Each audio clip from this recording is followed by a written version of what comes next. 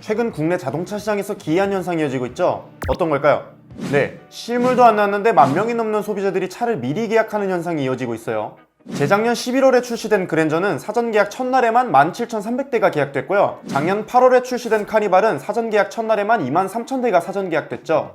이 때문에 신차들이 발표될 때마다 역대급 사전 계약 달성 이런 제목의 기사가 줄을 잇는데요. 도대체 사전 계약이 뭐길래 이렇게나 많은 소비자들의 선택을 받고 있는 걸까요? 그리고 사전 계약을 했을 때 소비자들이 받는 혜택에는 어떤 것들이 있을까요? 그런데 사전 계약 관련 기사들에 꼭 따라오는 댓글이 있죠. 사전 계약으로 신차 사면 호구다. 신차는 6개월은 지켜보고 사야 한다. 이런 댓글이요. 이런 댓글이 왜 나오는 걸까요? 그리고 사전 계약을 했을 때 소비자들이 감수해야 하는 단점에는 어떤 것들이 있을까요? 요즘 사전 계약에 대한 말들이 정말로 많죠. 소비자들의 선택이니 인정해줘야 한다. 이런 주장이 있는가 하면 아무리 그래도 실물 한번 안 보고 차를 구매하는 건 아니다. 이런 주장도 있어요. 사실 이 부분에 대해서는 사전 계약이 존재하는 이유를 들여다봐야 하는데요. 이 부분이 오늘 영상의 주된 내용이 될 예정이니 참고해주세요. 오늘은 국내 자동차 시장에서 유독 사전 계약이 활발하게 이루어지는 이유와 사전 계약이 존재하는 이유까지 사전 계약의 모든 것을 낱낱이 파헤쳐 보도록 하겠습니다. 오늘의 스포트라이트 시작하도록 하겠습니다. 일단 사전 계약에 대해서 논하기 전에 사전 계약이 도대체 뭔지 알아봐야겠죠. 사전 계약이란 말 그대로 신차가 정식으로 출시되기 전에 예약을 하는 건데요. 차량이 정식 출시되기 전이어서 대략적인 가격 범위와 트림 정보만 공개되고요. 세부 옵션도 정식 가격표가 공개되기 전까지는 선택하지 않는 것이 일반적이죠. 사전 계약은 통상 10만원에서 30만원 정도의 예약금을 걸고 개인정보를 등록하는 방식으로 이루어지는데요. 옵션이나 트림을 중간에 바꿀 수 있는 경우가 많고 상황이 여의치 않으면 취소할 수도 있죠. 그리고 실제 출고를 받게 되면 남들보다 훨씬 빠르게 차량을 출고받을 수 있어요. 결론적으로 취소가 쉬워서 손해볼 것도 없고 남들보다 신차를 더 빠르게 출고받을 수 있다는 것이 사전 계약의 장점인 거죠. 추가적으로 추첨을 통해 소수 인원만 선발하기는 하지만 제조사 이벤트로 혜택을 받을 수도 있고요. 실제로 인터넷 자동차 동호회에 방문해보면 아직 차를 보지 못했는데 지금 차를 계약해도 될까요? 이런 질문들이 상당히 많은데요. 이런 답변들이 줄을 잇죠. 나중에 취소도 가능하고 계약금도 돌려주니 안 해놓으면 손해다. 사전 계약은 놓치면 최소 3개월은 기다려야 할 거다. 실제로 최근 현대차가 내놓은 신차들의 사전 계약 첫날 기록만 봐도 사전 계약에 대한 소비자들의 인식이 얼마나 좋은지 쉽게 알 수 있는데요. 그랜저가 사전 계약 첫날 17,300대 계약이라는 기록을 세운 뒤에 소렌토가 18,800대를 기록했고요. 아반떼도 16,800대라는 기록을 세웠고 최근 투싼도 1,800대를 기록했죠.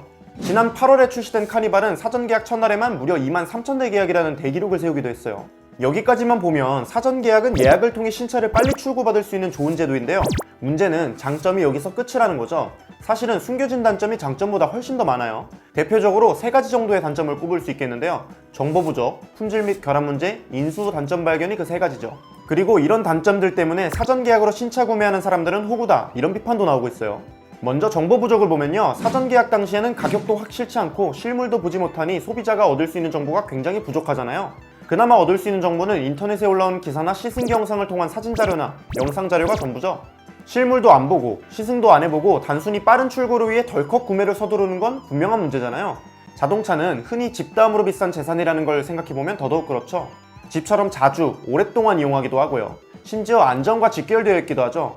혹시 새 집을 구매하려고 할 때 어디에 먼저 방문하세요? 모델하우스에 방문하실 텐데요. 직접 이것저것 따져보고 구매를 결정하는 것이 일반적이니까요. 실제 거실의 체감 넓이는 어느 정도인지, 가구는 어느 쪽에 배치하는 것이 좋을지, 화장실 위치는 어떤지 사진으로만 보는 것과 실제로 보고 느끼는 것은 분명한 차이를 가져오겠죠. 집 다음으로 비싼 재산, 움직이는 집, 적게는 몇 천만 원에서 많게는 몇억 원을 호가하는 자동차를 실물도 보지 않고 시승도 안 해보고 구매하는 것은 성급한 결정일 수 있다는 거예요. 그리고 이런 성급한 결정이 후회를 가져오기도 하죠. 두 번째로 품질 및 결함 문제를 보면요. 아직 검증되지 않은 신차를 구매한 것이기 때문에 품질 문제나 결함 문제가 발생하는 경우가 많죠. 심지어 완전히 신차다 보니 관련 사례가 없어서 품질 또는 결함 문제가 발생해도 원인을 못 찾는 일도 있어요. 여기서 또 베타 테스트 논란이 시작되기도 하죠. 앞에서 말씀드렸던 신차는 최소 6개월은 지켜봐야 한다 이런 말이 나오는 이유가 여기서 나오는데요. 신차를 검증도 없이 구매하니 작게는 사소한 품질 문제부터 크게는 결함 문제까지 등장할 수 있다는 거죠. 심지어 제조사에게는 이미 구매했으니 어쩔 수 없다 이렇게 변명할 빌미를 제공한 셈이 되는 거고요. 마지막으로 인수 단점 발견을 보면요. 이건 첫 번째 단점과 상당한 연관성이 있는데요. 자동차는 정말 자주 쓰이고 오래 쓰이잖아요. 대부분의 소비자분들이 자동차와 매일 함께 출퇴근길을 함께 하면서 많은 시간을 보내게 되죠. 그런 자동차를 사진이나 영상 또는 카탈로그만 보고 덜컥 구매해버리니 실제로 사용해보면서 느끼는 단점들이 상당한 거죠.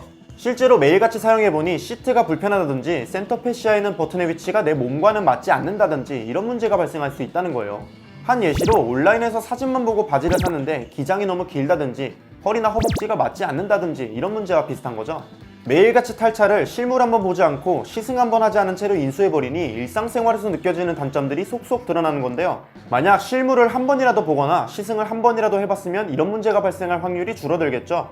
이 때문에 최근 인터넷에서는 소비자들끼리 싸우는 모습이 연출되기도 하는데요. 사전 계약이 제조사의 안일함을 유발한다는 비판도 있죠. 이게 무슨 말이냐면요, 사전 계약으로 덜컥 구매를 서두르는 소비자들 때문에 제조사는 대충 만들어도 차는 팔린다 이런 생각을 하게 된다는 거예요. 이에 대한 반박도 있죠. 개인 사정이 있을 수 있다, 이런저런 장단점을 고려하고 구매해도 결함이 나오는데 어떻게 하냐, 사전 계약하는 소비자들을 전부 호구라고 하는 건 아닌 것 같다, 이렇게요.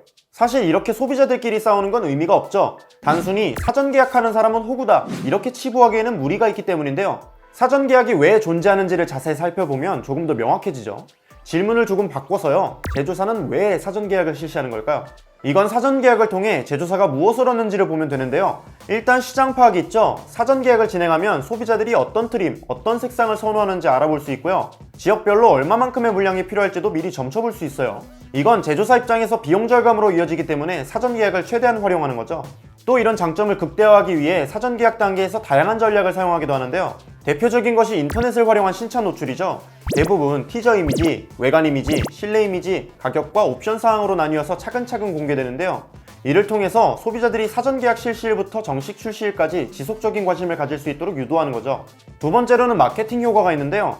사전 계약 건수가 높게 나오면 이를 다시 기사화하여 광고로 사용하는 거죠. 쉽게 말해서 소비자들에게 판매량은 제품을 파악하는 하나의 지표잖아요. 잘 팔리는 제품일수록 좋은 제품이라고 생각한다는 거죠. 예를 들어서 여러분들 앞에 사전 계약 2만 대를 기록한 신차와 사전 계약 2천 대를 기록한 신차가 있다면 어떤 걸 택하실 건가요? 대부분 전자를 택하시겠죠? 마지막으로는 상위 트림 선택비 중에 향상이 있는데요. 한국마케팅학회 학술보고서에 따르면 사전 계약의 경우 일반 계약보다 상위 트림의 선택 비중이 높은 것으로 나타났어요. 사전 계약의 경우 소비자가 제품을 더욱 높은 수준으로 평가하게 된다는 거죠. 실제로 소렌토의 사전 계약자 중 47%가 최상위 트림을 선택했고요. 카니발의 사전 계약자 중에서는 48%가 최상위 트림을 선택했어요. 여기까지가 제조사들이 사전 계약을 진행하는 이유, 다시 말해 제조사들이 사전 계약을 통해 얻는 것인데요. 소비자들이 얻을 수 있는 것은 추첨을 통한 혜택과 빠른 출고뿐이라는 점을 보면 사전 계약은 제조사를 위한 제도라는 걸 쉽게 알 수 있죠.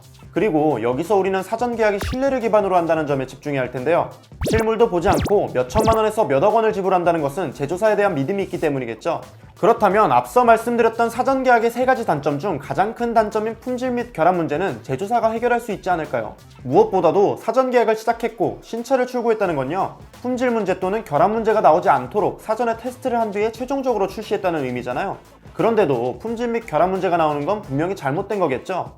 이로 인해서 소비자들이 테스트 드라이버가 되고 베타 테스터라며 비판을 받는 것도 결론적으로 제조사의 책임일 거고요. 나머지 두 개의 단점은 소비자들의 몫이죠. 조금 더 고민하고 실물을 확인하거나 시승을 해본다면 해결할 수 있는 문제니까요. 그마저도 할 수 없을 정도로 급하게 신차가 필요한 상황이라면 앞서 말씀드린 단점들을 감안하고 구매하셔야겠죠. 결론적으로 이런 신중한 구매는 관심으로부터 나올 텐데요. 많은 관심을 가지고 신차 구매를 신중하게 고민할 때 더 합리적인 소비가 가능하겠죠. 제조사들도 더 막중한 책임감으로 소비자들을 대할 필요가 있을 거예요. 제조사에 대한 신뢰로 사전 계약을 진행한 소비자들의 뒤통수를 때리는 일은 없어야 할 테니까요.